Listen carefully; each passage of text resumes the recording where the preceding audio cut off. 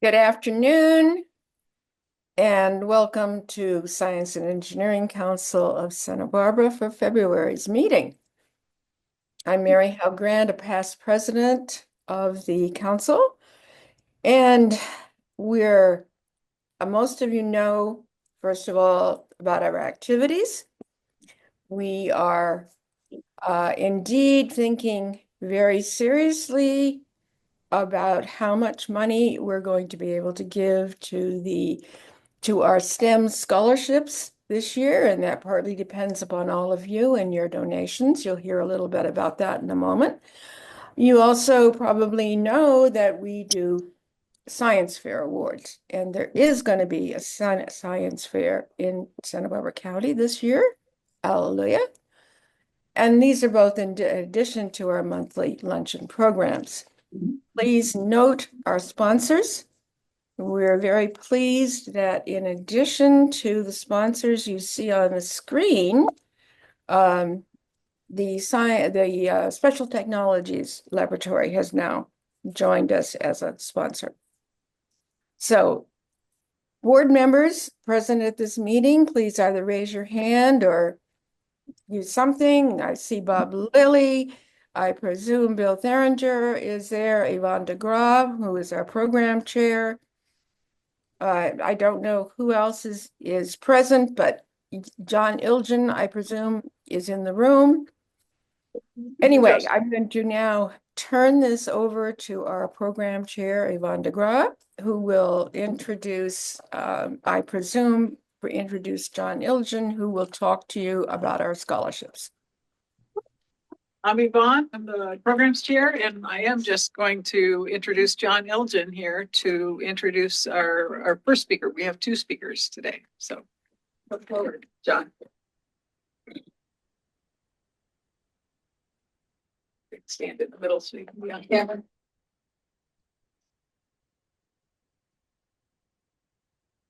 It's an immense pleasure to introduce Melinda Cabrera from the Scholarship Foundation of Santa Barbara. Melinda began serving as president and CEO of the Scholarship Foundation of Santa Barbara in August of 2023. Her work to date has been fabulous. And I want to tell you, I think the Scholarship Foundation is just doing wonderfully.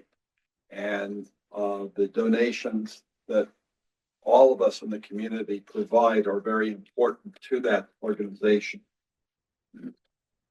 Melinda's a native of Apple Valley, California, and earned a bachelor's degree in communications at Loyola Marymount University before being named Assistant Director of Guest Services at the Santa Barbara Zoo. She joined the United Way of Santa Barbara County in 2013, serving first as a community impact officer and later as Director of Strategic Partnerships from 2016 to 2020. As the organization's vice president, Melinda led United Way's programming and initiatives in the areas of financial empowerment, education, and crisis response and recovery. Under her leadership, United Way's pandemic-related outlays totaled more than $53 million. And in 2019, many of you know that she was included in Pacific Coast Business Times 40 Under 40 report. And I want to tell you that my wife, Candace, has known Melinda from United Way, and she has indicated that at United Way, she was outstanding plus. So with great pleasure, I introduce Melinda. Thank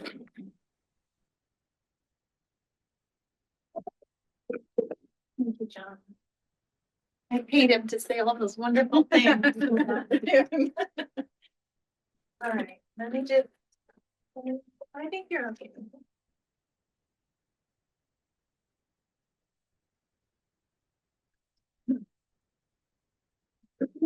Excuse me.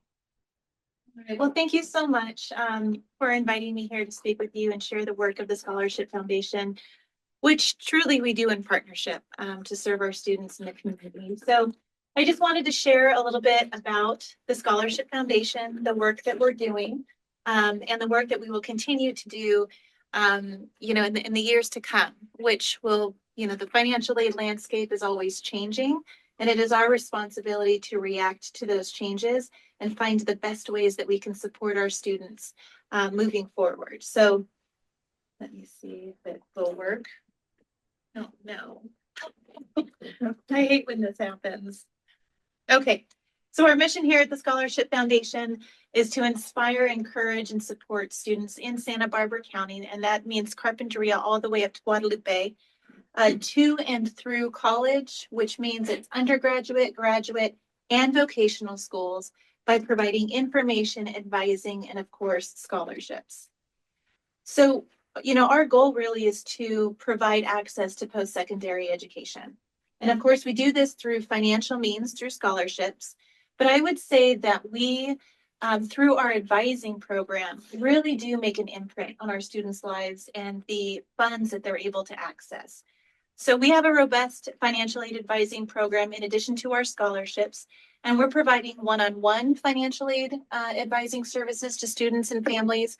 We're working with our local community-based organizations to serve their staffs and the constituents that they serve. Of course, we have very strong partnerships with all of our local higher ed institutions and our high school school districts to provide this information to students and parents. We have hands-on support services so that students can receive aid in filling out the FAFSA, which is the federal application for student aid. And all students who want to access federal student aid need to complete the FAFSA. We also support them with the California Dream Act application and really all college applications because it is so challenging. My daughter is a freshman in college, and given that I am the CEO of the Scholarship Foundation, there were moments where I was like, well, I don't know what to do now. Who can I call? It is not intuitive and it's challenging. And that's why our advising services are so critical and important. And then the last thing I want to point out is that we do offer services and support for financial aid award letter review. So when students are getting multiple offers from different higher ed institutions, we have advisors that will sit with the students and families and go through each award letter and really explain what it means. And why this is so critical, we had a student last year who was in foster care. He received multiple financial aid award letters, and he ended up choosing a community college, which was a great educational institution for him. But he was also given a full ride to a 4-year private institution. And because the financial aid award letters were so challenging to review, it took their high school counselor reaching out to us and sitting down with the family and explaining that. And luckily, he ended up going to that private 4-year institution. So again, just a small example of how important those services can be. And why do we do this? We do this because we firmly believe that every child, every student in our county deserves access to high quality post-secondary education. The rising costs of college can dissuade any student for pursuing post-secondary education. In fact, last year, the CSUs and UC system both came forward to say that they would be increasing their tuition rates by 5% and 6% respectively over the next several years. And then when we look at private ed institutions, the tuition can be upwards of $100,000 a year. And we know that student debt can be debilitating. Just in California alone, the average college student will graduate with almost $40,000 in debt. So here you have these young adults who have completed school and they're entering into the workforce and they've got $40,000 of debt, which we all know can be very challenging to deal with. We know that scholarships can help students complete school. Data shows that the more financial support a student receives, the more likely they are to complete their post-secondary education. But it's more than that. It's more than students. It's looking at our community, the future of our community, the workforce.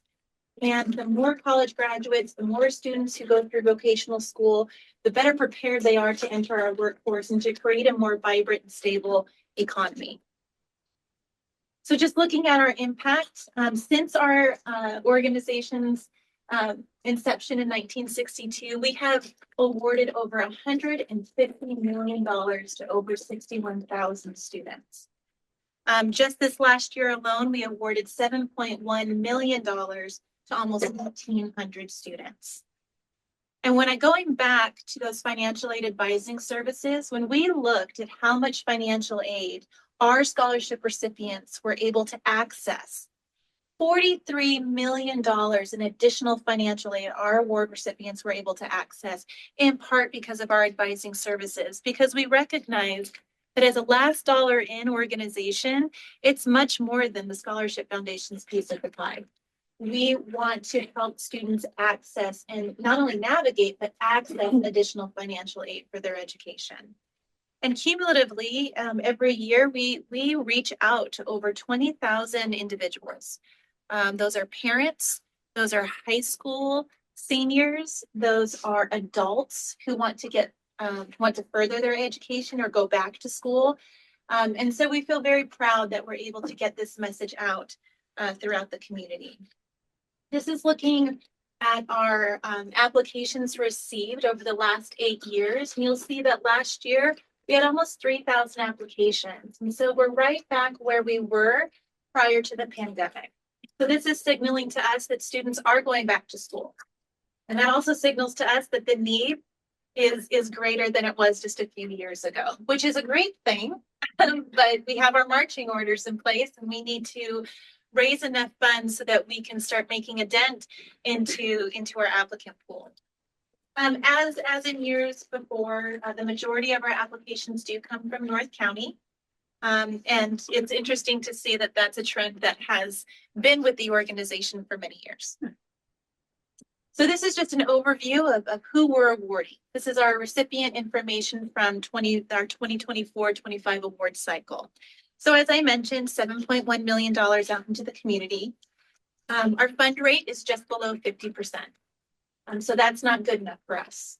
We see that as a motivating number. And we know that it's hard to turn away 1,600 eligible applicants. These are students who worked hard, did everything that they were supposed to do, got in their applications on time, and unfortunately, we had to turn them away. And so we really are very passionate and dedicated to fundraising enough dollars so that we can start increasing our fund rate and helping more students. One thing I love about the Scholarship Foundation is that our students go all over the world. Some scholarship foundations, they award scholarships, but they want their students to stay in their state or their county. Our students are going to almost 300 colleges around the world, and it's really wonderful to see our students in our community really launch and go off into the world. The academic background, so for a high school student, the average GPA is a 4.0, and the average GPA for our college students is a 3.4. Anytime I'm giving this presentation, I always want to say, don't let this dissuade you if you have a student or know of a student who doesn't have this GPA. We have literally scholarships for every type of student. For your lower performing student, your higher performing students, we have scholarships that are need-based, that are merit-based.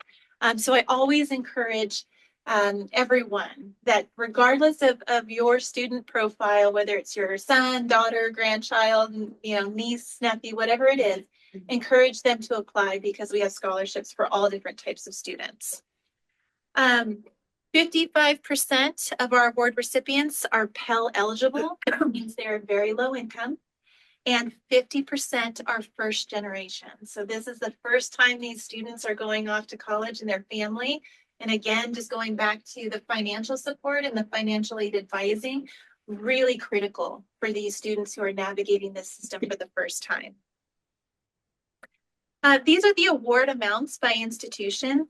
And I like to share this because even though we say in our mission statement that we're supporting students at the undergrad and graduate vocational level, we're really proud that our students, that we can help them go to law school, that we can help them go to medical school, that it's not just about 4-year, but it's about 2-year in vocational schools. We do research every single year because we want to make sure that our scholarships, even though they're considered last dollar in, are impactful. And so we can continually look at the cost of living, we look at the cost of tuition, and we want to make sure that our award amounts are impactful. And we're really proud to say and to show you today that, for our UC students, we'll have an average of $3,700 in our scholarships. Whoops. Happy fingers. I mentioned data and research. So the Scholarship Foundation is invested in data and best practices and having data inform all of our decisions. We've been working with a researcher out at UCSB to look at our cohorts and our student outcomes within those cohorts. So we're interested to know what type of institutions our students are attending. Are they graduating from those institutions? What is the average graduation year? Is it 4-year? Is it 6-year? And this is informing our advising services. It gives us a better understanding of how our students are doing, and then strengthening our partnerships with those higher ed institutions and our high schools to share this information. We're really proud to state that 80% of our award recipients completed a specific level of certification or degree, another testament to how important scholarships are for completion.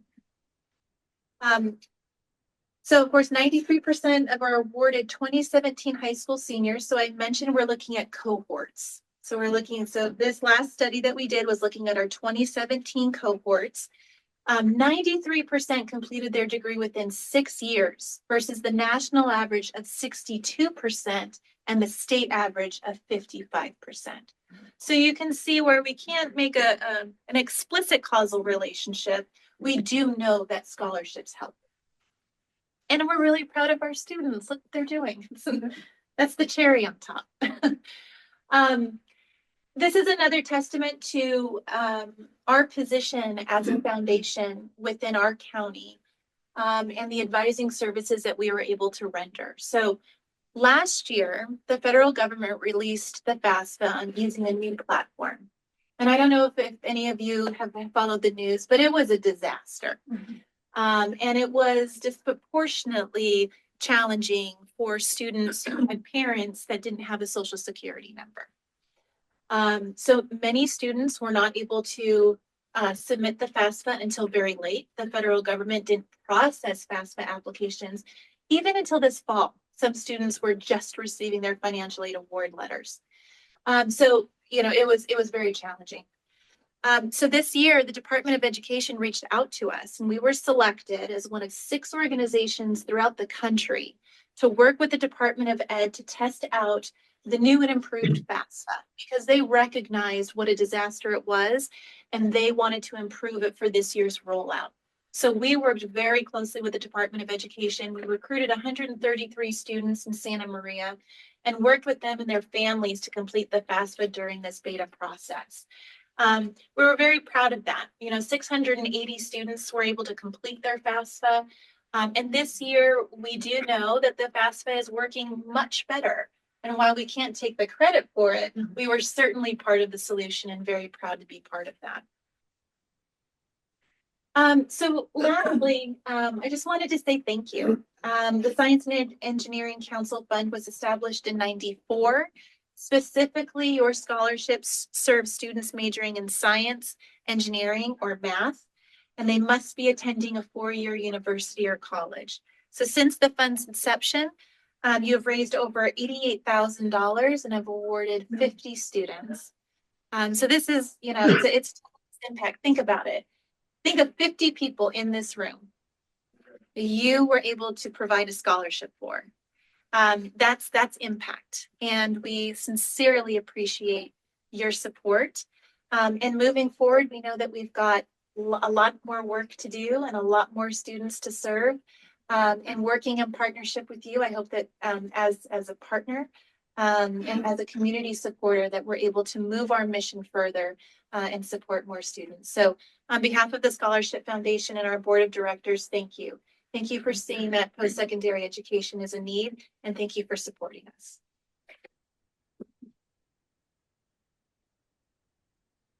Melinda, I want to thank you very much. And I would like to make a donation, and I'd like Bill to match me, and we'll talk about it after this meeting today. Okay, Bill? Yes. And anyone else I would like to see? Oh, great. You're in.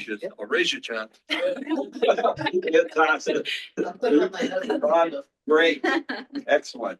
Superb. And those online, Mary, are you there? Donate. Yeah, she's raising her hand. Raising your hand. Okay, good, good. Anyway, Melinda, thank you so much. It was very informative. Thank you so much. And I will leave some of our annual reports here on the table. And if you have any questions about the work that we're doing, please feel free to reach out. I love to meet with community members and see how we can support students. So thank you so much for your time today.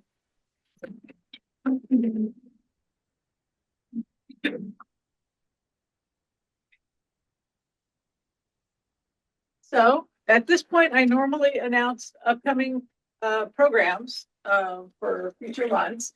And I actually have an announcement to make. I've been organizing programs for the Science and Engineering Council for over 20 years. And I've taken on recently a role as a board president for Maker House Clay Studio, which is proving to be, we're going through a number of transitions, is proving to be at least a full-time job. And so I've told the board that I'm going to be stepping back from my role as programs chair for at least a year. And then we'll see if I can delegate my roles at Baker House to someone else at that point. And so I've asked the board to step up in organizing programs, but I'd also like to talk to people here who are regular attendees and see if you're able or interested in either putting us in contact with people who would make great speakers for the Science and Engineering Council, or maybe taking on a role looking for organizing speakers and that sort of thing for the board. That would be wonderful. And we'd love to hear from you if that's something that you're interested in and able to help with. But today I am happy to introduce our speaker, Dr. Roland Geyer, who is a professor of industrial ecology at the Bren School at UCSB. Prior to joining the Bren School, Dr. Geyer held research positions at the Center for Environmental Strategy at the University of Surrey in the UK, Center for the Management of Environmental Resources in France, and was a financial risk management consultant in Germany. In his research, Dr. Geyer uses life cycle assessment, material flow analysis, regression analysis, and other methods to assess pollution prevention strategies based on reuse and material and technology substitution. His work on plastics and the circular economy is widely covered in the media and received various awards. Roland received a graduate degree in physics from the Technical University of Berlin, Germany, and a PhD in engineering from the University of Surrey in the UK. And so this is a very topical subject today, and he's going to be speaking on why environmental sustainability is not a technological problem. And we thank you for attending. And My pleasure. Dr. Geyer. Lovely. Very nice to be here. Thanks for having me. I hope everyone can hear me in the room and in cyberspace. So let me know if not.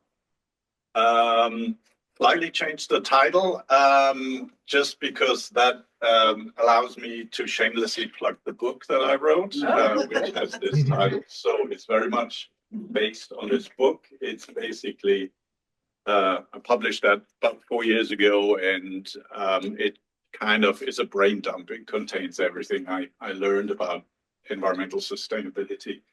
I am a legitimate speaker here, as you've heard. I have a graduate degree in physics, and I have at least nominally a PhD in engineering, even I already did in sustainability stuff.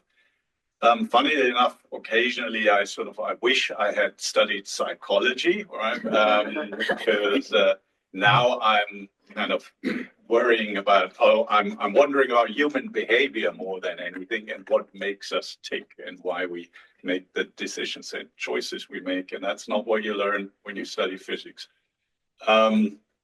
Anyway, I was very inspired by that talk. I only really realized when I came to the US and UCSB that I am a first generation university graduate because I never thought about it. But I am, which is awesome. I think one of the big reasons actually was because university is free in Germany. No fees. I mean, it's not free, right? Still have living expenses and books and whatnot, but no fees. So thank you, Germany, I suppose. That was cool. I guess I'm running a fair amount sort of behind time, so I'll just speak quite as fast. So we'll just sort of see how that goes. Let's just get started. So this is. A lot of this is in the book if you're sort of more interested and want to learn more. I just want to sort of give you, maybe just briefly, I'll also admit I never worked a day as a physicist. I decided that environmental sustainability was my subject, what I wanted to do for a living already during my thesis when I at university, and then couldn't find a job in that area. That's how I ended up in financial risk management. They were the only ones that actually offered me a job, so I took it. Apparently they love physicists in the finance world. They call them quants. I don't know if you knew that. Anyway, and then finally, thanks to a couple of very kind professors in the industrial ecology world, I was able to transition and sort of make my career now as an environmental sustainability scholar. So thanks, Bob Ayers, thanks, Roland Cliff, Luke van Bassenhove.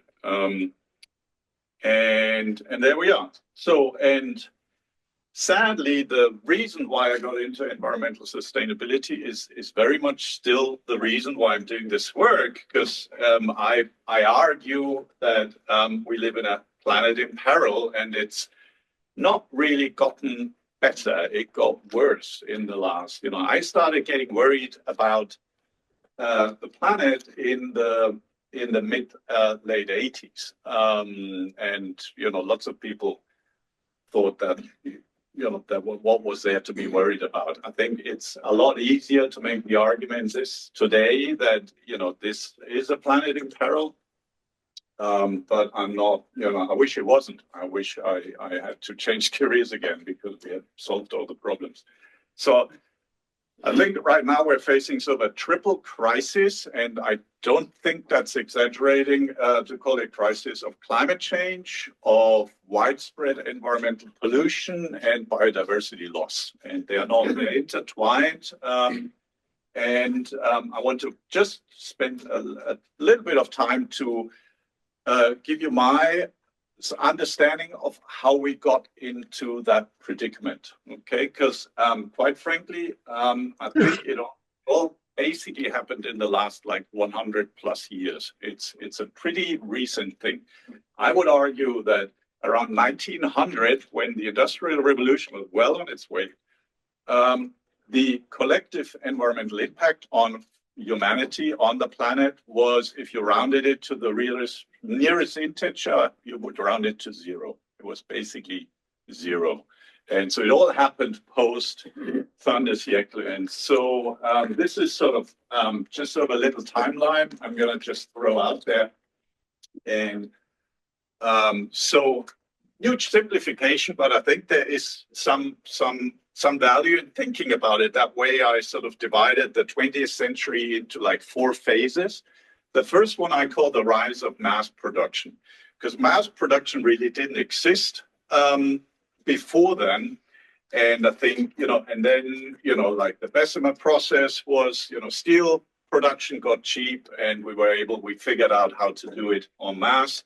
Aluminum still took a while, right? We also had to invent electrolysis, the whole Héroult process, and it required electricity, so we had to build the electricity grid, and then with the electric motor, suddenly we could have mass production with conveyor belts, right? So all the steam engines and the transmission belts got ripped out of factories, and in went electric motors. think nothing epitomizes that more than the Ford's Model T, right? The first mass-produced vehicle in 1808. And the other thing is that we started to synthesize completely novel materials that didn't exist in nature at all, and to use them widely, and sometimes, put them straight into the environment, like CFCs, when we use them as propellants, or DDT, right, later in the 1940s.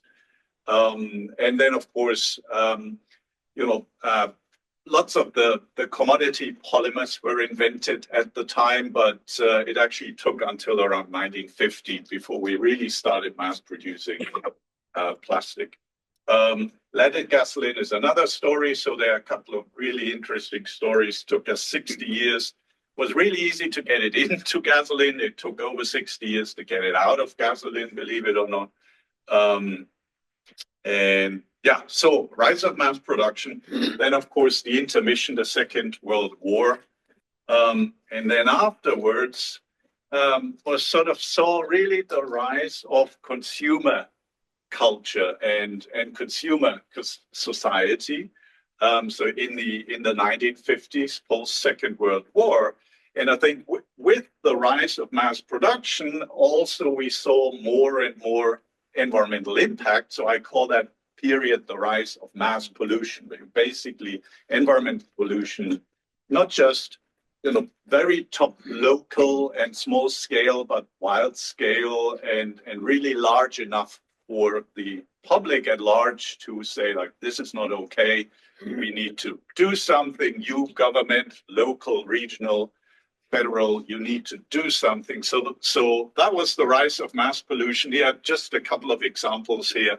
Sonora smog is really famous. I think it sickened thousands of people there. Lots of those things were caused by weather inversion layers. So, because the famous saying was the solution to pollution is dilution, is what they used to say, until they realized that it's still there and it might come back to haunt you. Nothing is, again, so it shows that in a more grisly way than the Minamata disease. I don't know if you remember that, but that's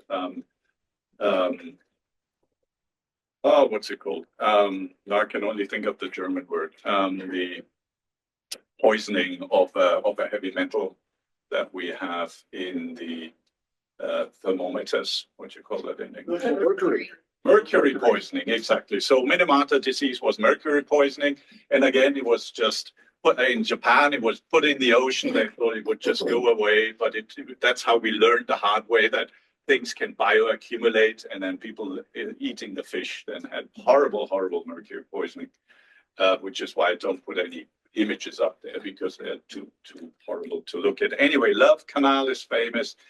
London had smog because of burning of coal. LA had smog because of burning of gasoline, right, which then led to all the low emission vehicle standards here in California, but first the Clean Air Act, basically. And so on goes and on. Cuyahoga River, of course, is famous because it caught on fire at least 6 times. So rise of mass pollution. So, and then I said, like rise of mass resistance. So that's basically the birth of the modern environmental movement, of which, of course, Santa Barbara has a prominent place, which due to the oil spill in, I think it was 68, 69 in the Santa Barbara Channel. So the 60s, I think, were really just a logical consequence of the rise of mass pollution in the 40s and 50s, and people demanded that something be done about this by industry, by politicians, maybe by themselves as citizens. So very famous, of course, Silent Spring by Rachel Carson, which then 10 years later led to the banning of most uses of DDT. So that was hugely influential, not after the chemical industry was up in arms and was complaining bitterly that that was all really exaggerated and wasn't really happening. if you look at the foundation date of environmental NGOs, most of them were founded in 68, 69, in the early 70s. 1970 was the first Earth Day, and then 1970 also saw the creation of the Environmental Protection Agency by a Republican. Seems very unlikely these days, but it was Nixon, of course, who started the EPA, which then banned, for example, DDT. 2 years later, after a long period of review, scientific reviews and debate, 72 also the fairly influential The Limits to Growth simulation study came out by MIT. That was sort of a big deal, a big sort of computer simulation that I'm not quite sure what kind of weird mainframes they use, probably not quite punch cards, but now, of course, like every laptop is sort of 100 times more powerful than anything they had back then. So that was kind of interesting. But that's also when kind of in physics, we started to look at discover chaos theory, right? And what we now call dynamic systems theory, which actually is what got me to study physics, just FYI. And then something big happened, which most people think was actually a great thing. And me too, for the longest time. And I'm not so sure anymore, to be honest. So what happened is the Earth Summit, right? Or Rio Summit, as some people just call it, in 1992. That was a huge deal. I was at university already and sort of followed that. And I suddenly felt like I wasn't a freak anymore. I wasn't the only one that was worried about the fate of the planet. It was a legitimate concern now, right? The United Nations organizing this vast conference. And that was really a game changer in multiple ways, right? And we got, with the Brundtland report of 88 or 89, we got the notion of sustainable development. And pollution prevention became a thing rather than just pollution control, right? Wouldn't it be amazing if we could just prevent pollution rather than just have it and then needing what they call the end of pipe technology, scrubbers, baghouses, wastewater treatment plants. So that became a whole sort of a new paradigm. It's kind of what one of the things I teach at UCSB. And then the notion of eco-efficiency on win-win really became prominent and popularized through the summit, through was then the Business Council of Sustainable Development, which then they changed its name to World Business Council of Sustainable Development. And so here's just sort of a timeline of kind of the things that I was just talking about. It really just happened over a fairly sort of compressed time. Why was the Earth Summit such a game changer? Because environmentalism until then was conflict, right? It was us against them, right? That's why I call it win-lose, right? In the sort of economics term, it's a what they call zero-sum game, right? You can't, like, if I win, you lose, zero-sum. So it was environmentalists against business, environmentalists against industry, regulators against environmental regulators against industry. And suddenly with this win-win, suddenly there was this idea that maybe it doesn't have to be constant conflict. People were getting tired. So this idea came along that maybe we can actually do it together. And we can sort of, both, all of us, we can benefit. You can win, I can win, right? Which sounds amazing, almost too good to be true. I'm now actually relatively convinced that it is too good to be true, unfortunately, which is sad. But if that's what it is, we need to be real, just honest about it, and that's what I'm trying to do. Another of my mentors, Ernst von Weizsäcker, who then actually happened to be dean for a couple of years at the Bren School, which would have never happened without me. So I was kind of weirdly involved in this. With Emery Lovitz, right, that sort of energy efficiency guru, he wrote this book that was really influential back then. I think it came out in '98, Factor 4, Doubling Wealth, Halving Resource Use. And I think it's really interesting. That's the subtitle it shows, right? They didn't say, call the book. You could have called that book Getting the Same Thing Done with a Quarter. It's not what they said, right? And I think it's very, very, it tells you something, right? We want our cake and eat it too, right? And so the image that they like to give you is something like that. They always look like that. The scales are never labeled, so you have no idea what time scales we're looking at and kind of what the units are. But economic growth continues. And environmental impact goes down until we reach some, I suppose, sustainable level, right? Now there's this idea of planetary boundaries. So some of my colleagues are actually trying to quantify what that sustainable limit is. So there's all kinds of interesting research happening. So that's what that looks like. That's the promise of eco-efficiency, right? Is we can decoupling it's also called. We can decouple environmental impact from economic growth because we need both, because we need, sustainable development as well.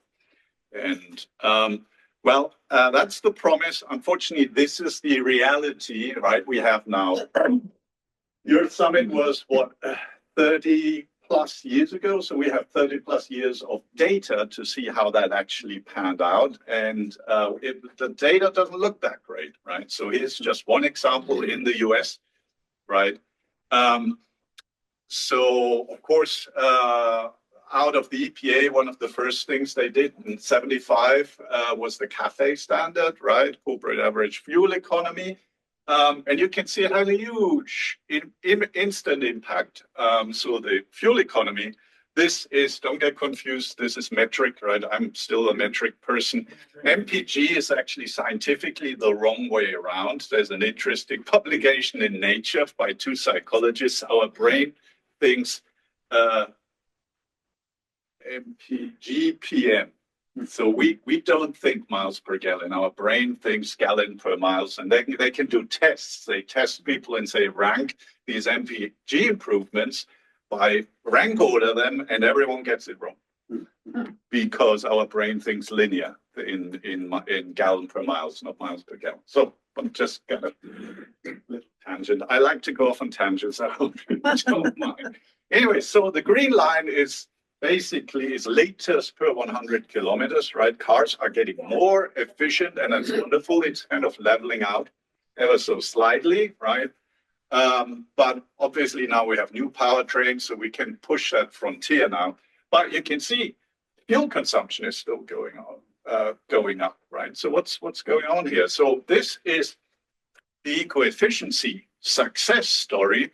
The blue line is what really matters. How much gasoline are we combusting for transportation purposes? And it's still going up. And why is it? Because we're just driving. We're still driving more year over year over year, which is nothing that the green line could tell you anything about, right? So if you just look at eco-efficiency or efficiency without looking at total demand of that service, then you're missing a key piece of total environmental impact. Okay, kind of trivial, but also kind of important because people like to forget about that. So here's one that's even worse. That's the story of electricity consumption in global aluminum production. And of course, it's shifted, right? A lot of aluminum is now produced in China, not in Canada, not the US, not in Europe. And again, you can see that this is basically the electricity demand of electrolysis, right? And you can see the green line, we're getting more efficient. That's awesome. It's not super hard at the beginning because basically that was the invention of aluminum electrolysis. So people were just happy they were able to do it, right? They didn't worry about being efficient. And again, you see it's sort of, it looks like a 1/over curve, right? So it's obviously there's a physical limit, right? There's a minimum electricity input that's required. I'm not quite sure we're exactly there yet, but at some point we'll hit it, right? But what drives this even more is just the blue curve. Just look at annual primary aluminum production is just going through the roof, and there seems to be like no end in sight. Which is why, as a result, total electricity consumption keeps growing rather aggressively, and because of that, there isn't enough hydro electricity available. So the carbon footprint of global aluminum has actually been going up over the last couple of years, because in the electricity mix of primary aluminum electrolysis, there's more and more fossil fuel in it again, coal, right? Aluminum from China, the electricity is mostly coal-based. It's not hydro like in Norway or in Canada. So another kind of wake up, like sort of a wake up call. And this is just, it doesn't matter where you look. It's just everything's just more every year, right? And so, just a couple of data. I'm very much sort of study materials and energy flows in society. That's basically a definition of what industrial ecologists do. So, I'm nerding out over these data. And you can see that, right, since the Earth Summit, that's the blue line there, right? Steel has more steel product annual, that's annual, right? Annual steel production has more than doubled. Cement production has like tripled. I mean, you can just read off, right? It's scaled there. It's normalized to 92. Plastic production has gone totally through the roof. Well, it's a 3.5 or something. Aluminum, factor 3. We doubled the amount of car production every year, right? So we're making now right around 100 million cars every year. Right, good luck with eco-efficiency to kind of get to a sustainable level with this. It's just, this is sort of, that's the ugly underbelly that the eco-efficiency enthusiasts don't like to look at, right? It's total output or total consumption. And of course, the most important one, well, hopefully, not if you listen to some people these days, but the most important one is fossil CO2 emissions, right? Generating radiative forcing and then causing the climate to change. And again, you can see that since between 62, that's when Rachel Carlson's book came out, and 92, the Earth Summit, fossil CO2 emissions have doubled. That was the Earth Summit, and what have we done since the Earth Summit? We're about to double CO2 emissions again. So they have grown 70% since the Earth Summit, right? The Kyoto Protocol was signed in 91, right? Or was it 92? No, it was 92. It came out of the Earth Summit, actually. Framework Convention came out of the Earth Summit. Sorry? Just quick request. Could you, that little warning note at the bottom of your screen, there's a little hide, it says hide. Would you mind? Yeah, thank you. Appreciate that. Sorry, should have seen that. Apologies. Right. Excellent. Right. So we haven't even started to reduce CO2 emissions. That's fossil CO2 emissions. That's really the worrying story here. Again, if you just look at eco-efficiency, right, that's like carbon. So what people like to look at is carbon intensity of GDP, right? So that is that green line, right? It's kilogram fossil CO2 per dollar of value created, right? And lots of people just say, well, let's just get this measure down. And we are reducing it. You can see it, right? That is, should I take that call? The phone's ringing up there. It's the White House trying to shut us. Talking about CO2.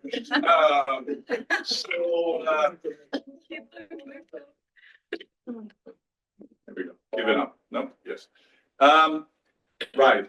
And again, as I said, if you look at global fossil CO2 emissions over what is that 220 plus year time frame, you see it really, that's why I said right around 1900, there really weren't any, right? And there wasn't really much of anything. We didn't even know how to mass produce aluminum. There were no cars. Plastic didn't exist for another 50 years, right? It really only kind of happened since then, right? And here you can see total CO2 emissions was really just all about coal until after the Second World War, and that's when kind of oil became a thing, the red line, it must be. And then at some point we figured out how to utilize natural gas rather than just flaring it off. Yeah, and as you can see, last year, 2024, was the largest global fossil CO2 emission ever of humankind. So we're not even bringing it down at the moment. So that's the challenge we're facing. Right. And yeah, it's getting depressing now. We need to move on to solutions. This is just in case, you want to make yourself even more sad. You can read those global environmental outlooks. They come out every 5 years or so by the United Nations Environmental Program. And they're, I follow them, right? And every 5 years, they're sounding more desperate, right? And so the environmental scientist community is basically like they're suffering from collective deep depression about the state of the world. That's no, like mental illness in environmental scientists is a real thing now, because it's just really bleak. So right, 2012, it's still very measured, right? So remains on an unsustainable track despite. And then 2019, so dire that people's health increasingly threatened, urgent action. So every 5 years, things sort of get more dire there. Anyway, so very briefly, and then I will move on. It's a slight tangent, but it's an important one. It's this idea of win-win, right? So where does that actually come from? So I kind of trace it back to Milton Friedman, right? One of the sort of founding fathers of neoclassical economics. And, there was this famous essay he wrote published in the New York Times. The social responsibility of business is to increase its profits, right? That then turned into this idea of shareholder primacy, right? So really all you should care about is shareholder primacy. That's of course, and he was, if you actually read this piece, it's just like a page long or so. He's actually ridiculing business people that are trying to do something for the environment or are trying to do something about social sustainability. So he's literally saying in there, he's like, I hope they fail, and I think they will, because that's not what business is about. So, of course, then it's really, so how do you reconcile business and the environment with a view like that? Well, you can't, unless you have a really smart, Harvard Business School professor like Michael Porter saying that, you know what, this dichotomy isn't really a dichotomy at all. So that's became the famous Porter hypothesis. So he was the most famous strategy professor at Harvard Business School back then. Strategy being the most admired department in every business school. And he just said, well, the conflict between environmental protection and economic competitiveness is a false dichotomy. We can't get sort of into that. And then Stefan Schmidt-Heine, who is actually the founder of the Business Council of Sustainable Development, also very interesting side story, the heir to the, what's it called? The, when they put, it'll come, Eternit, it's called. It's a Swiss company. What's the fiber in that everyone's freaking out about the buildings? Asbestos? Asbestos, right. So they put asbestos into cement and sold it as building materials saying that, well, it's cement, it's the cement matrix, so it can't escape. So thanks to that company called Eternit Switzerland, we have now asbestos everywhere in the building. So that's a whole different story. He's the heir to this empire. But he also founded this Business Council of Sustainable Development, and he kind of went as far, this was still on his website a few years ago, where he just said there is no dichotomy. Business is good for sustainable development is good for business, end of story.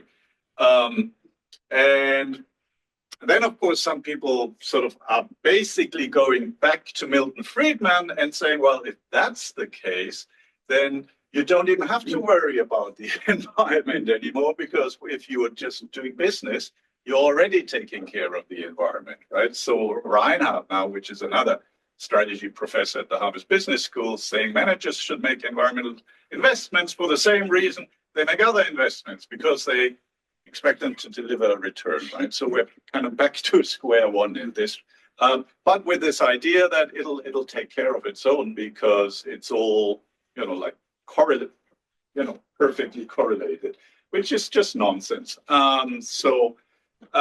This is just what I show my students to get them to think about this. I don't know why shoes, it should have happened like that, but win-win basically means, like, let's imagine we could make products with half the environmental impact and at half the cost. That's a win-win, right there. So it kind of looks like that, right? That's perfect. That's amazing. But what's going to happen now, right? So it could just say that now people say, like, oh, this is awesome. I'm going to buy 2 pairs of shoes, right? Because with my $100, right? I had $100, so I'm going to spend $100 on shoe wear. So now I get 2 pairs of shoes. And then, of course, my students say, like, wow, no one does that. How many, unless you're Imelda Marcus, remember her, then who's going to buy that many? I know my students, like, who's Imelda Marcus? No idea.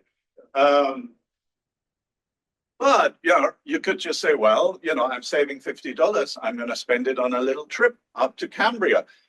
So you actually made things worse, right? Because the carbon intensity of gasoline is actually much higher than the carbon intensity of footwear, right? And so I just kind of challenged, I challenged them to challenge me, and I keep saying, well, then say, well, they might save the money, right? I say, well, saved money is just future consumption, right? So you're not really avoiding this problem. Or what if the company keeps this cost savings, right? Well, then either they give it to the shareholders and the shareholders will spend the money, or they plow it back into the company in order for the company to do what? Grow. So there's just no escaping this kind of basic dichotomy there. It's just there, and we just need to be honest about it. It's my view. Unless you do something like, right, you get a massage, right? And then you could argue, well, that has a really low environmental impact. And that's kind of where anyway, that's I think an avenue that I am doing research on now. So for me, it's now forget eco-efficiency, forget win-win. It had 30 years. It made things worse, quite frankly. I think it kind of led us down the garden path. So I'm trying to come up with strategies that are just kind of rooted in science and engineering, and just look and then just say, well, if it costs, then it'll cost, and maybe saving the planet is worth spending a few bucks. And then there's finally the idea that labor, not materials, is basically kind of a redirection of spending your money on people's time rather than stuff. Right. Not sure we'll have time to talk about that. How am I doing here? Basically, like the way this is different, it's just, the driver is not increasing profits. The driver is just environmental impact reduction. And our indicator is not eco-efficiency. It is absolute environmental impact, right? I don't care about the carbon intensity of GDP. What I want to know is what total greenhouse gas emissions are, right? And that should be the guiding light for action. So I also call that net green, because it may not net zero, but net just basically means that whatever we do should have overall lead to a reduction in greenhouse gas emissions, right? So lots of people like to say, oh, you know, renewable electricity, there's, you know, all the embedded carbon in solar panels and in turbine blades and whatnot. Yes, you know, absolutely.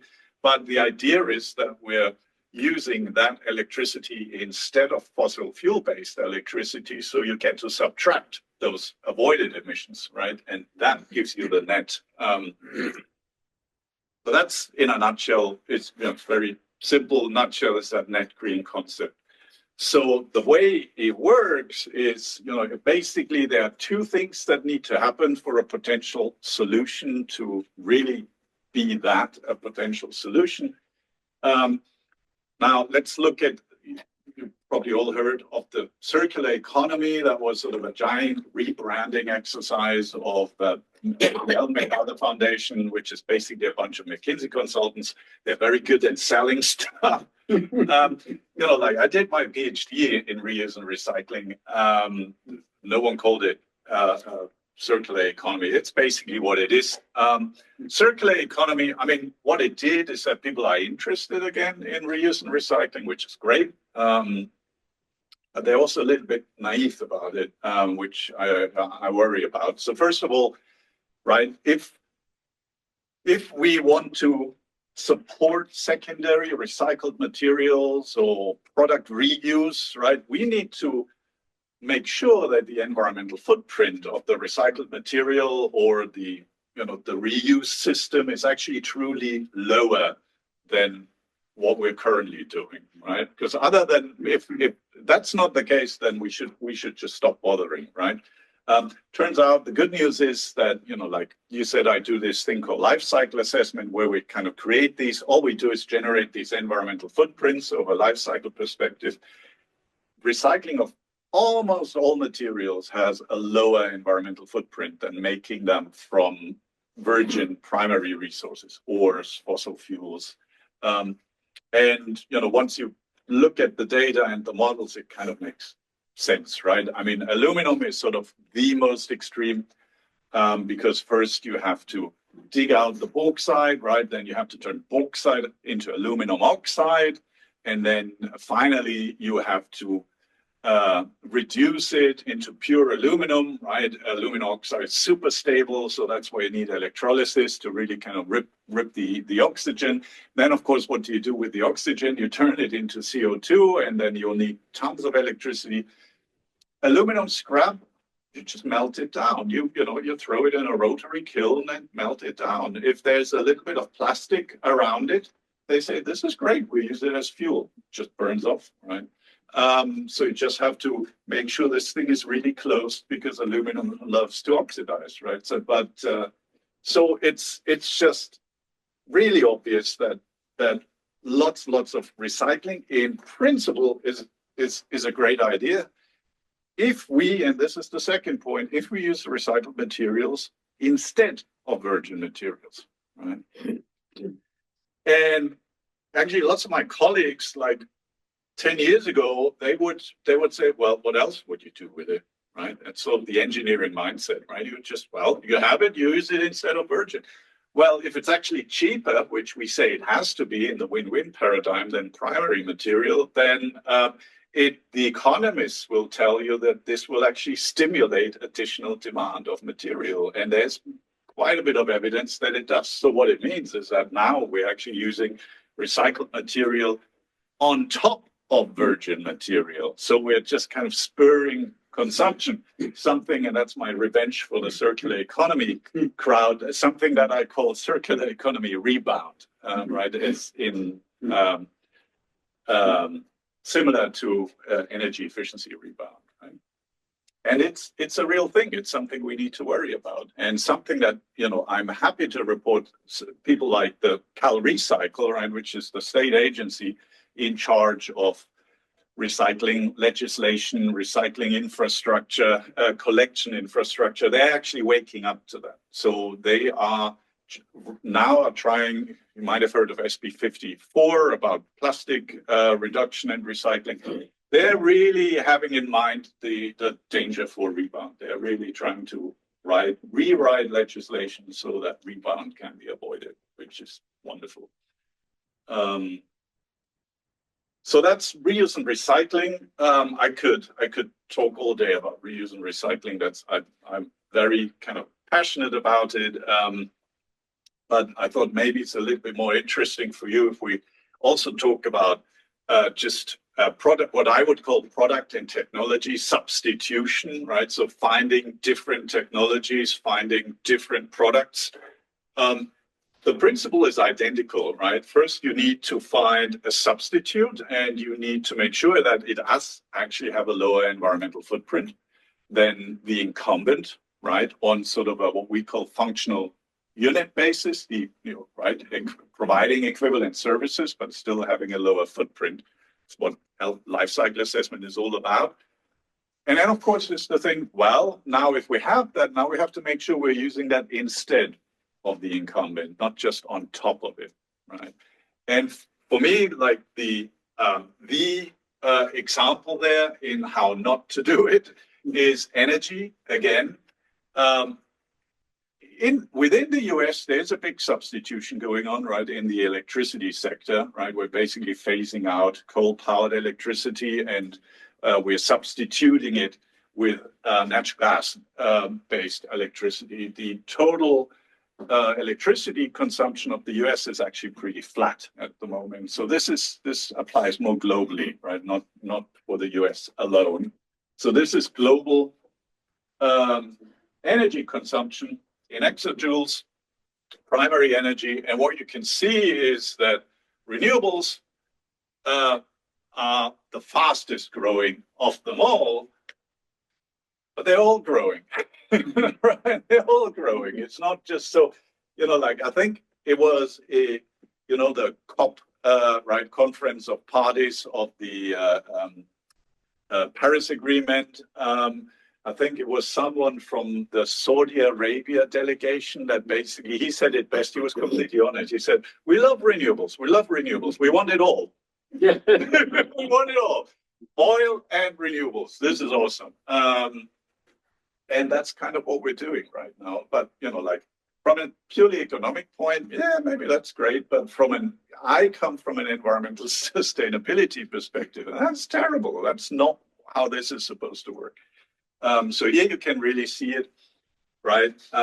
Orange is renewable other than hydro. And you can see it's exploding, right? That's what people love to talk about. It's really, and it's all wind and solar, lately more solar even than wind, and it's really going up there. But look at what the fossil fuels do. They still grow, right? And whenever you think finally they're dipping down, then, they recover and it goes up again, right? So there's coal is black. You see that dip there? That was sort of I think it was the pandemic dip, and people thought like, finally, at least coal is going down. Last year was the largest coal consumption ever of humanity, again, right? So that's why I'm, sounding like a broken record when it comes to this, right? Yeah, let's do the LCA. That is also, let's be done with the LCA and let's talk about the really important stuff, right? And that's actually using less of whatever is like the brown product, right? It's not about more green product. It's kind of about less brown product, really, what it's all about. That's where the original idea of the title for today came. There are technologies that are awesome and have a clearly lower environmental footprints, right? And I would even there are some that I can't get too excited about. A lot of it is like bio-based, right? Some, they call it the bio-based economy, which kind of means like they want to grow everything, food, materials, energy, resources. Just imagine how much land we're going to use. It's just not really feasible. Maybe using agricultural waste products for stuff, right? That's a cool idea, but like the purposefully grown fuel crops for me is total nonsense. And it's actually, scientifically, it's really simple. Why? Think about it. It's basically we're we're harvesting energy through crops, right? It's basically an energy collection device, then the crop. What's the technology that harvests sunshine? It's called photosynthesis, right? How efficient is photosynthesis? 0.5%. You know, it's less than 1% for almost all crops. So that's why I say, well, this, you know, like by all means harvest sunshine, but do it with a decent technology, and we have it. It's called a solar panel, right? So don't. It just doesn't make any sense. Anyway, so I can get tremendously excited about renewable energy technology, wind, solar. The next big one is supposed to be ocean power, but the technologies, there aren't any technologies that currently can withstand like the harsh conditions in the ocean. So there's plenty of energy to be harvested in the ocean. It's just we don't currently know how to do it. But there's plenty of wind and sunshine to go around. I'm a huge fan of battery electric vehicles. Not a fan of the most famous CEO in that domain, but BEVs, I have, it's not even a claim to fame because I only told my family. In 2006, I decided, everyone was talking about the hydrogen highway. Do you remember? It was all going to be hydrogen. And I actually was in 2006, I was at a conference in Vancouver where there is the Canadian Fuel Cell Association, because Ballard is headquartered there. And we went there for a technology presentation. The chief science officer of the Canadian Fuel Cell Association was there. His only job was to convince us that fuel cell vehicles were going to be the future. And he kind of did drawings and gave us all the numbers, and I kind of looked at it and thought, man, that doesn't make sense. And then, and he said, Leah, we have like 12, 15 really big problems that we need to solve. We'll get there. And then, you know, I finally said, well, if we kick out the fuel cell, we already, you know, we're getting rid of like 8 to 10 big problems, and we only have like 2 left. And then what is this thing called? It's a battery electric vehicle. So I came back and said like, hey, it's a battery electric vehicle. And everyone said like, oh, forget it. You're being silly. And here we are. It's amazing. You know, and of course, what we kind of needed is the energy density of lithium ion in order to really get the range that people sort of think they need, right? Mostly we don't actually. Always been a huge fan of heat pumps. I think that's just me being a physicist, where I think like, well, I could make heat or I could move heat, right? What's more efficient? So I've been kind of going on and on about heat pumps forever. So I think that's going to be the big next revolution. The German government, I don't know to what extent you're following it. They had the Green Party, or still have for a couple of weeks in the coalition, where there are elections in 2 weeks. Yeah, on the 23rd. 23rd Is the election. Right. Yeah. It's right around the corner. I'm waiting for my mail-in ballot. I'm really. They tried, you know, to write legislation about having, you know, getting people to switch out, get heat pumps in, and it was like almost a revolution. It was ridiculous. And then, I mean, that's kind of low tech, right? When it's about nutrition, it's you know, the easiest thing we can do is just more plant-based protein, right? I mean, it's such a no-brainer. Anyway, so I thought you like evidence, you like data, so I'll give you a bit of data. Right? This is sort of LCA type data from electricity generation technologies. You know, like, don't let anyone tell you differently. It's like, it's not even close, right? I mean, it's so done. We don't really need another LCA of electricity generation, because look at this, right? I mean, coal, natural gas, you know, basically 1,000 versus 500 grams per kilowatt hour. And hydro, wind, solar, we're down to double digits, right? Sometimes down to single digits. There are some wind turbines, the really big ones, they have a single digit carbon intensity per kilowatt hour. It's really phenomenal. And then people, of course, say, oh, but that's comparing apples and oranges, right? Because there's the intermittency problem. And then to those people, I say, well, just throw in some storage, right? You can get storage between 40 or 80 grams per kilowatt hour. It's still not even close, right? So those are technologies I can get super excited about. This is a really nice online tool, right? There's this endless discussion about, are BEVs really better than internal combustion vehicles? Germany still has its knickers in a twist about diesel, right? Remember Dieselgate? And now Volkswagen is desperately trying to catch up because they bet on the wrong horse for like 10 years. It's interesting. So there's a really cool tool designed by colleagues at MIT. And again, it's like there's scientific consensus, right? The lowest life cycle, this includes production of the vehicle, including the drive battery and end-of-life management of everything, life cycle, right? Here is greenhouse gas emissions life cycle grams CO2 equivalent per mile. And you can see the yellow is the BEVs, everything at the bottom is yellow, basically, right? We know that the science is really, really clear. This is life cycle cost, and what you can see, it's already cost competitive, right, over the life cycle, which is awesome. And then basically this spread is a function of vehicle size, right? You have a bigger vehicle, I mean, it's just physics, right? Then you just have more energy consumption and it'll cost you more.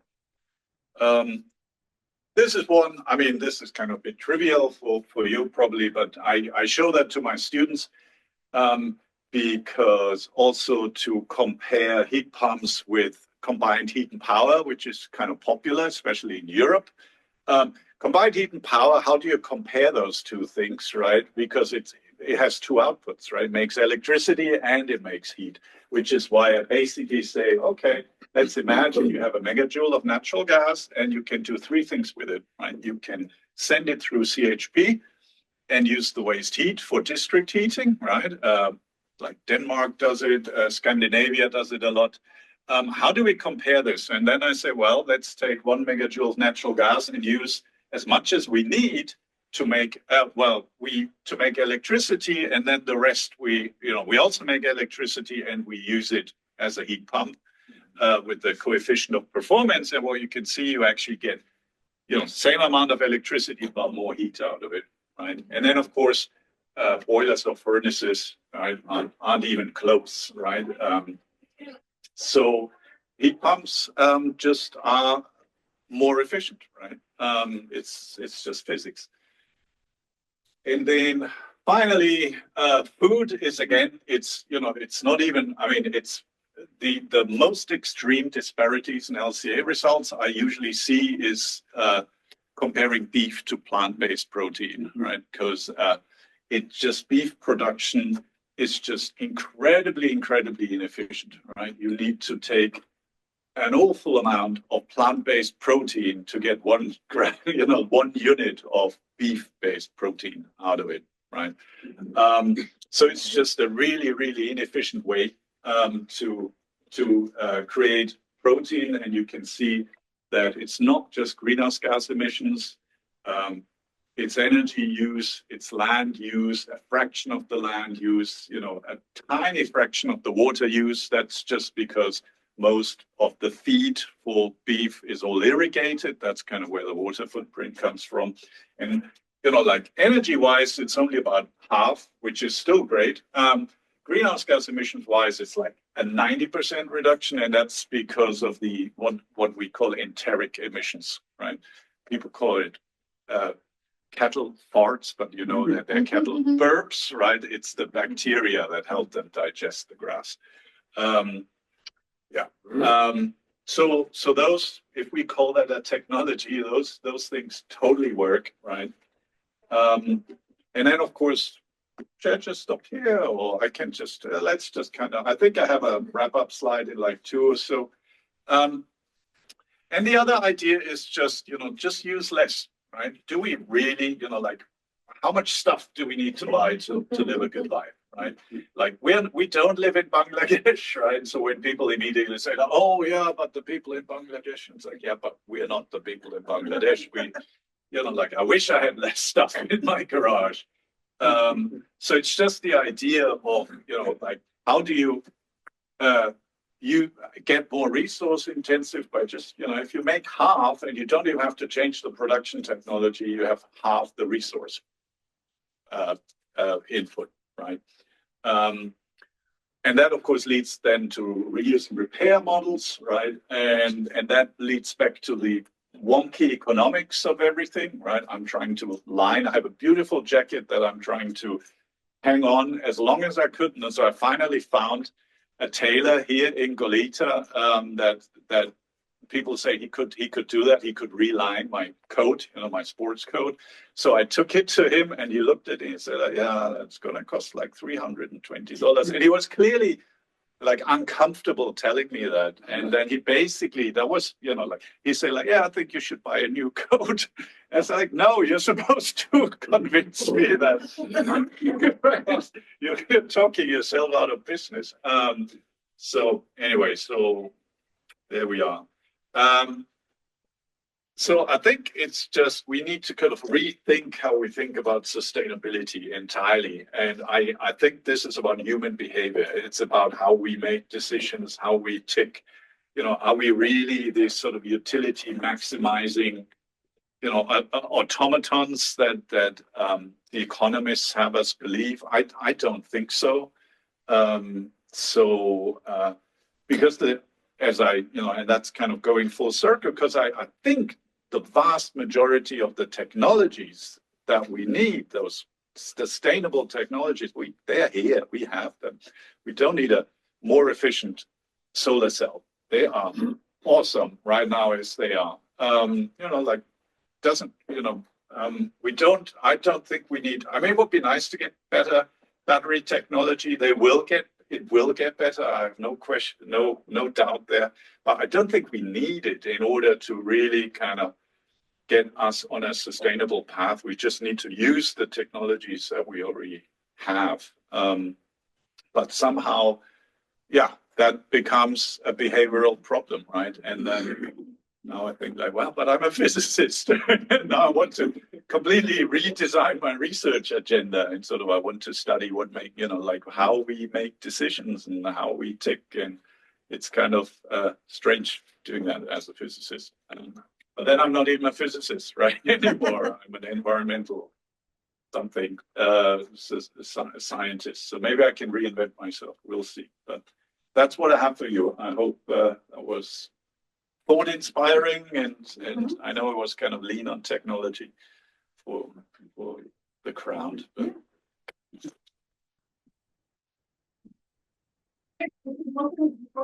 from the group here and the people on Zoom. Mary, you had a question. Did you want to start with that?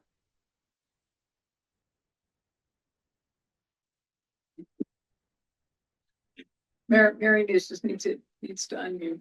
Okay, I'm sorry. I'm working left-handed today because I've dislocated my shoulder, my right, left night. So I can't type. All right. Okay. There are several comments I have to make. Number one has to do with the psychology problem. Those of us who are of a certain age were brought up by parents who lived through the Depression. And those are people that had to make do with what they had. The idea of some of the cost-saving things, like relining that jacket. I went to grab a shirt that I dearly love, and I looked at it and said, I really need to turn the collar on this shirt. Well, there's no way in hell I'm going to do that. And there's no way in hell I even know how to do that. My mother knew how to do that. My aunts knew how to do that. in some ways, what we need in this country is another major depression. In terms of I'm talking in terms of psychology now, because it teaches people how to do with less. The second thing I have to say is that we all know what's going to happen in terms of electricity usage with AI. It's already happening. And we're just going to see these charts go up further and further and further. Because AI, which everyone thinks is so damned important, is going to use electricity like we haven't seen. Okay. I'll get off my. Is there a question, Mary? No. just wanted to bitch.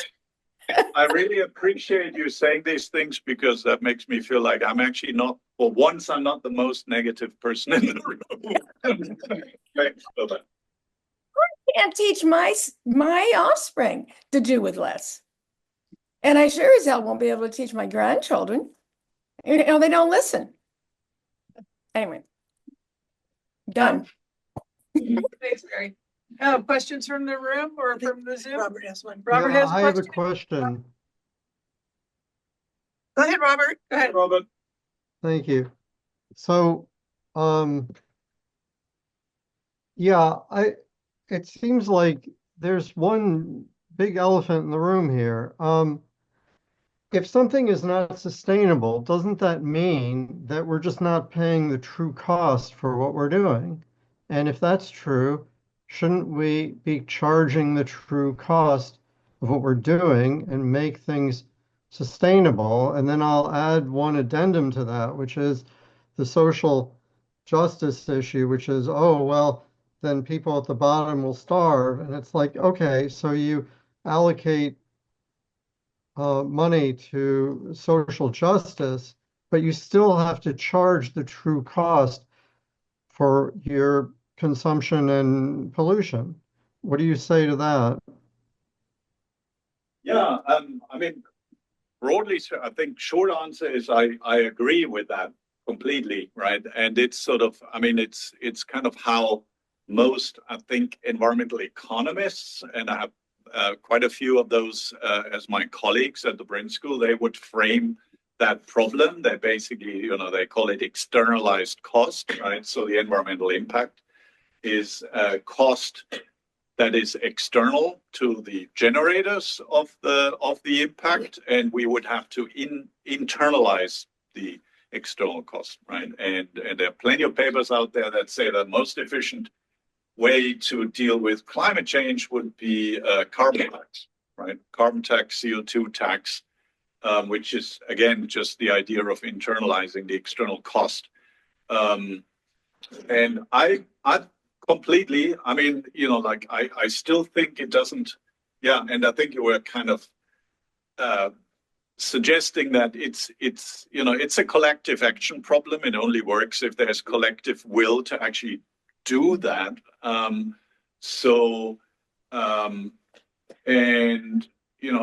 my students, quite frankly, they're getting sort of increasingly, sort of anxious or frustrated or confused because, they use, there are quite a few that that still sort of attracted by this business corporate sustainability thing. And now they meet me and I basically tell them, yeah, no, that doesn't work. You're just going to be a fig leaf of some big company, and they might pay you a good salary, but basically you're not really changing the needle. So business is out. And then there, around the 25 years ago, there was big excitement about the so-called green consumer, right? That we would actually be willing to pay cost premiums for greener products, right? And that was because they gave people surveys. Would you be willing to, pay more to do less environmental impact? And everyone said, yeah, of course, right? Because we all want to think well of ourselves. And then they finally followed them into the shops and actually studied real purchasing behavior. And people didn't do that. So they didn't follow through. They said, yes, I would like to, but they actually didn't. So the consumer is out, businesses are out. So all that's left is government for me now. So we need government, right, in order to move the needle. Yeah, right. So now my students say, like, now what do we do? Where do we go? What do we do? And to them, I mean, like, I'm getting on, right? I'm thinking about retirement. I have teenage children. And mostly I worry about them. I'll be gone when the shit really hits the fan. And I think okay, Mary, I'm getting the title back for the most negative person in the room. I feel in a way like if humankind is hell-bent on kind of wrecking this planet, I mean, who's going to stop us? No one's going to stop us. It's just, that's the reality of it. No one's going to stop us. And that's kind of the path we're on right now. It's just, I don't know how else to kind of think about that. Well, it is the path that we're on, but here's the thing, is that we have, for decades, for most of my life, there's the battle of the free market capitalists against you pinko commie bastards. And it's like, yeah, except that you free market capitalists are not free market at all. You are only existing because everybody is subsidizing you dumping your trash into the atmosphere. They're free riding capitalists. That's what I'm saying. They're free riding. They are subsidized. And so to me, a lot of it, when you talk about the psychology and the marketing, I'm also a physics person who is now actually in the psych department at UCSB. So I went through that same arc. And to me, it is a matter of marketing. It's a matter of getting out this word and absolutely repeating it over and over again that we are subsidizing the destruction of the planet, and we have to stop subsidizing the destruction of the planet. Do you have thoughts about the role for climate engineering or potential climate engineering as far as CO2? Right, like geoengineering. Mostly it freaks me out. Yeah. To be honest. Yeah. I mean, because what really got me into physics was chaos theory, like nonlinear systems, right? Because, until then, we just linearized everything because the first thing I learned in my differential equations class at university was that basically the vast majority of differential equations we can't solve. Right? There's only a tiny little subset that we actually know how to solve. And the biggest piece of it is linear differential equations. We know how to solve those things. So let's just focus entirely on linear differential equations, right? And then computing came along, and we could suddenly numerically solve nonlinear differential equations, and suddenly they didn't behave like anything we'd ever seen before. It was strange butterflies, strange attractors, the whole thing. It was just wow, like we had no idea systems behave like that. And I think we still don't really appreciate just how complicated non-linear systems are. So geoengineering is like a massive intervention into the biggest non-linear system that we know. I just think anyone who tells you like I can predict what's going to happen and it's going to be good, I just don't believe that person. That's why it really freaks me out. But I really take to heart your comment about the need to study psychology. Yeah. And especially having lived in Germany, there's a different culture in Germany as opposed to the United States with regard to recycling. What happens here is that nothing is really recycled. I mean, there's no labor, there's no financial incentive. And the culture says, well, as long as I have the blue and the brown trash containers, and that's all I do. In Germany, it's the gelbe Sack.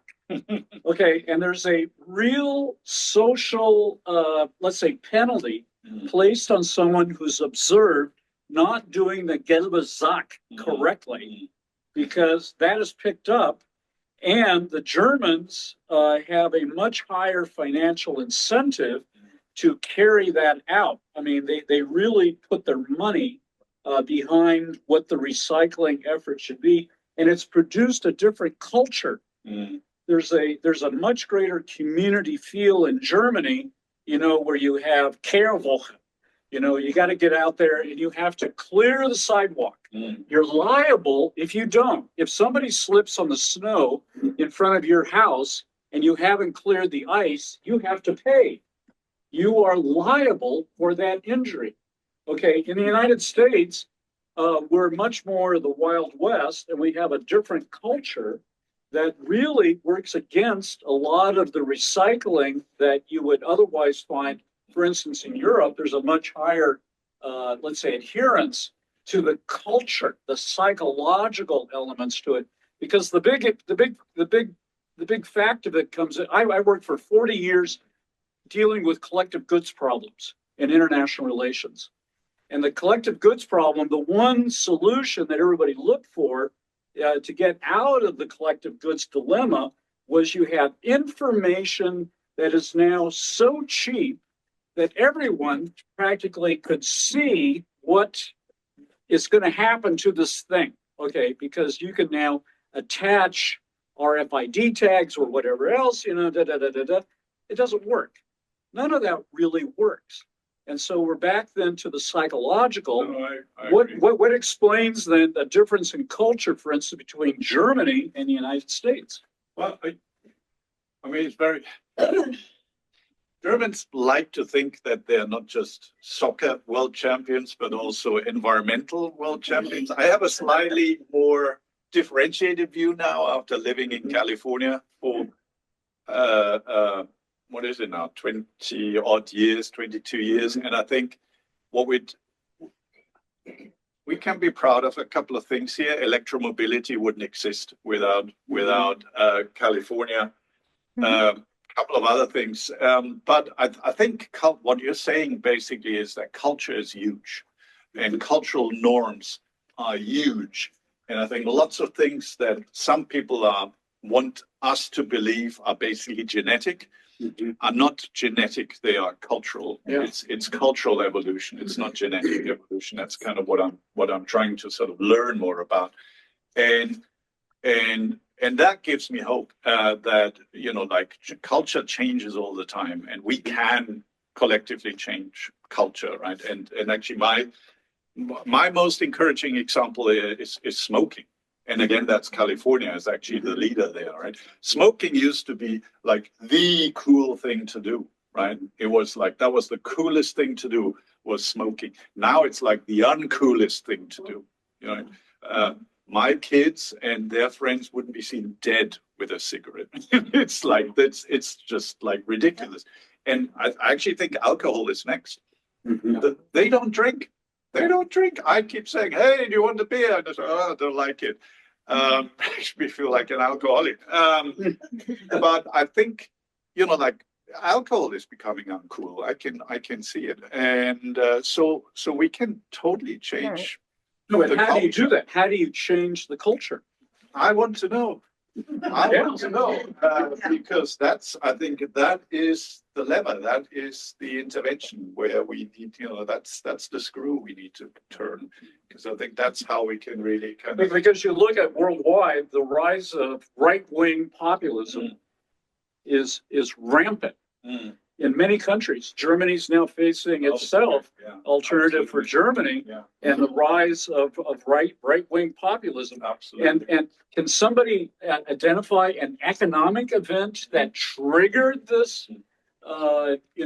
This is what is really vexing for people dealing with the collective goods problem, and that Garrett Hardin identified. If you create a culture, you can get rid of the cheating in the collective goods problem. Again, this is a physicist talking, but I think, something must, I think just have to do something with economic inequality, right? And that creates that basically erodes cohesion in society, and kind of no one, you know, that I can like sense the fabric of society kind of fraying, where kind of everyone's just out for themselves now, and no one trusts anyone, and everyone's a liar, and I think that has I agree. And I think, you know, like this is kind of where we need to get in, where we need to sort of create a society where we say like, no, this, you know, I'm not doing this because it makes me better off. I'm doing it because you know, like I'm making everyone better off. Right? So, and I think we have that psychology. I really fundamentally don't believe that is not part of our genetic makeup. She read a couple of really interesting books that actually say quite the opposite, that the whole hunter-gatherer period of human evolution was basically marked by cooperation and by teamwork and nothing else. It was only really with agriculture and then the city-states where suddenly things changed completely. So we have like 99% of our evolution was dominated by cooperation and by team play, which I find hugely encouraging. But how do we get back to that? Well, we've gone over time a little bit, but Right. yeah, so I'm sure you're available for offline conversations. I love those conversations. One of my, oh no, yeah, I'm always thinking about. I'd love to have a salon, you know, like an environmental salon, and where we just sit on my deck or someone else's deck, and then just have those kind of conversations. So That sounds. I need a bit of encouragement to get that going. But Right. if you're interested in that, then Yeah. sure, let me Yeah, know. that does sound interesting.